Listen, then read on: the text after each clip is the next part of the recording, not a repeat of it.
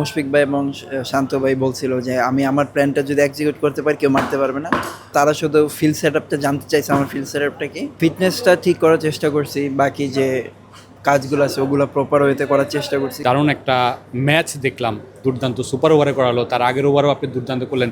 এই যে মোটিভেশন পাওয়া বা শেষে নার্ভ ধরে রাখে, এটা আসলে কোথা থেকে আসে বা কীভাবে আয়ত্ত করা?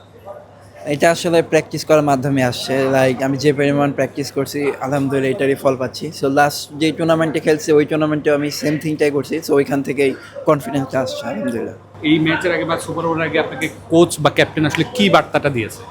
জাস্ট প্ল্যান ছিল যে মুশফিক ভাই এবং শান্ত ভাই বলছিল যে আমি আমার প্ল্যানটা যদি এক্সিকিউট করতে পারি কেউ মারতে পারবে না।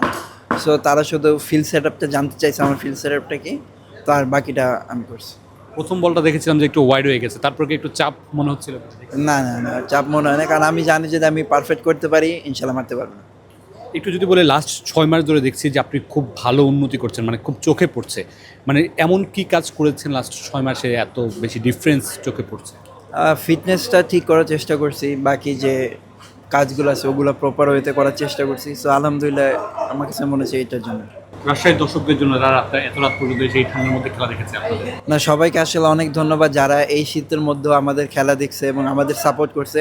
তো তাদেরকে আমাদের টিমের পক্ষ থেকে আন্তরিকভাবে ধন্যবাদ জানাই। ইনশাল্লাহ আমরা চাই যে তারা আবার আসুক, ইনশাল্লাহ আমরা তাদের এই জয় উপহার দিব।